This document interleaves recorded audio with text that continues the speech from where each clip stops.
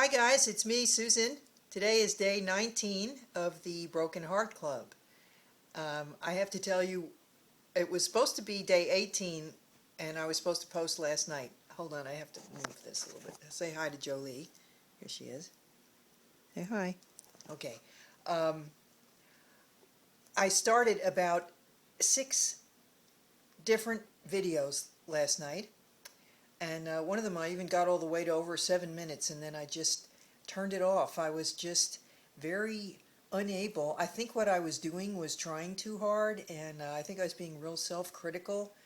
Um, it just sounded stupid. I didn't really know. I mean, I kind of knew what I wanted to say, but it just wasn't coming out right. So I decided, okay, just skip it and see what happens today. And today I feel a little readier to risk it.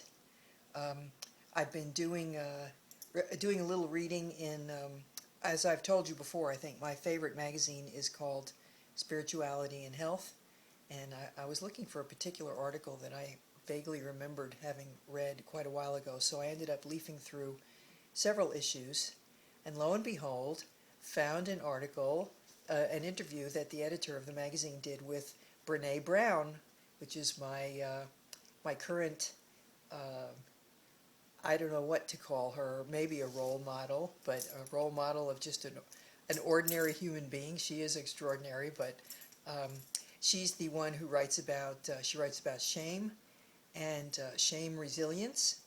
I think shame was what was motivating me last night to quit on the trying to do the post because it wasn't good enough. And I knew that was crazy, but I decided I had to go with it anyway. I couldn't force it. I think that was making it worse. So, and vulnerability. She is a great believer that vulnerability is the accepting vulnerability and seeing it as completely human and something that we all experience is the key to getting the emotional intimacy that we really want with each other, because it's the fear of vulnerability that leads us to set up all sorts of little um, games and mechanisms and defenses and stockades around our hearts. And in the article, this is what really made me excited when I came across it today. There was a quote from her that used the word heartbroken, or brokenhearted, I think she called it. And I want to read it to you because it really captures to me the essence of what I'm trying to talk about, which is disappointment and heartbreak. So just a minute, let me get it. Here it is. Our capacity, our capacity for wholeheartedness can never be greater than our willingness to be brokenhearted. Again, it goes back to the idea that we are so afraid of feeling pain and feeling loss that we opt to live disappointed rather than to feel disappointed. We are never fully in. There is no raw engagement. That is so, I mean, I can relate so much to that. In fact, I came up with a term that I used, which is similar to her idea of living disappointed rather than feeling disappointed. Um, I called it, what did I call it? Preemptive, preemptive living, where we make decisions in advance that are designed to protect us from feeling pain or loss or vulnerability. So we go around thinking, well, if I do this, then this might happen, and I don't want that to happen, so I won't do this. And as a result, usually, I mean, whatever happens will happen, but we never get to experience what the possibility of what might happen if we take the risk. We live out the certainty that it won't happen. And in fact, that our fears become confirmed then because we feel, whew, I missed that painful experience by not speaking up and saying how I feel. So we think that we've succeeded at something when in fact we've really just prevented ourselves from having an experience of life. Yes, it might be painful, that's true. A lot of life is painful. And another example of that is what happened over the weekend. I had several, um, I would call them, I'm trying to figure out, like, where's the line? There's a line, there's a continuum from disappointment over here to heartbreak, okay? And I don't know, I think a really valuable thing to do is to be able to kind of, even in the middle of feeling something, to get a sense of where is it on that line, and it can move. I don't want to make it too intellectual. In fact, I was going to bring a baggie and I forgot it with a slider on it. Um, Disappointment's on one end, and heartbreak is on the other end. You know how in the if you've ever had surgery or been in the hospital for an accident or something, they ask you to rate your pain on a scale of 0 to 10, where 0 is no pain at all, and 10 is the worst pain imaginable. So I think we could use a scale like that for emotional pain, where um, 0 is you feel completely fine and no disappointment, no nothing. You're just fine. Um, and 10 is the worst pain imaginable, and everyone will have their own definition for that. Um, to me, it usually involves, I would say, if I had to define the worst pain imaginable, it probably would be the death of a child, one's own child, really any child, but your own child. Death of a long-term spouse has been rated really number one on the list of stressors that people experience in their lives.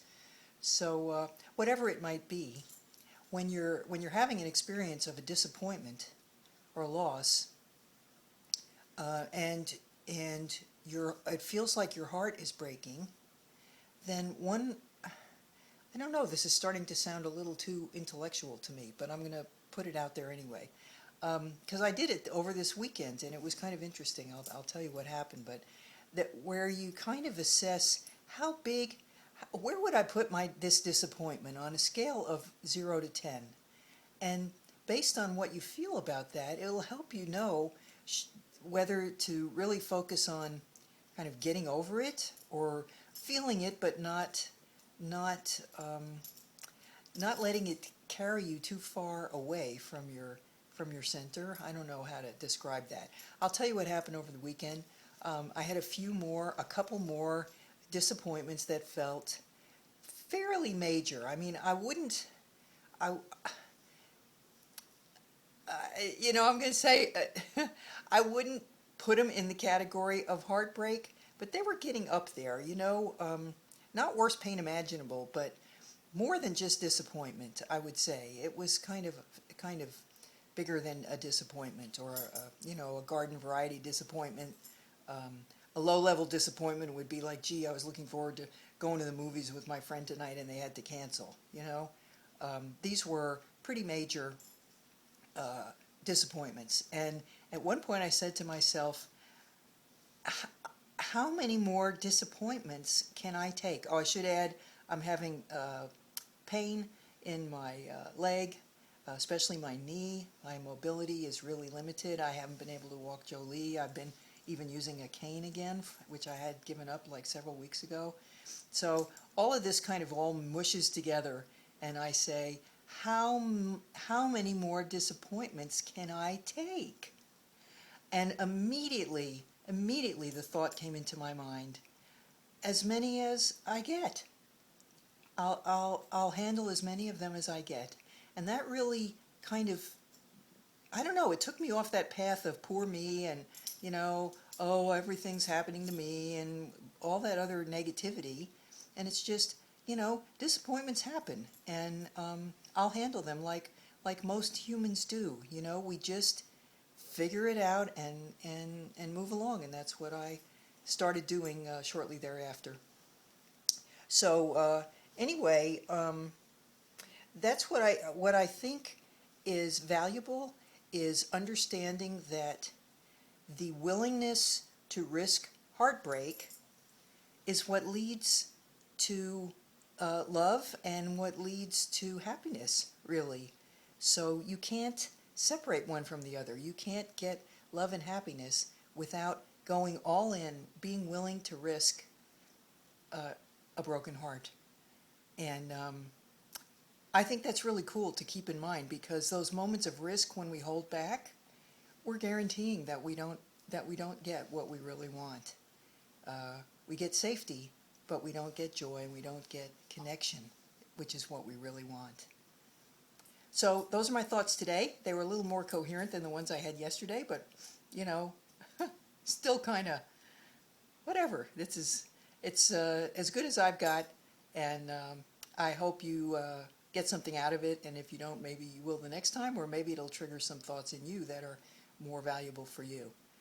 Okay, so it's been nice talking to you. I will see you soon on the next episode of the Broken Heart Club.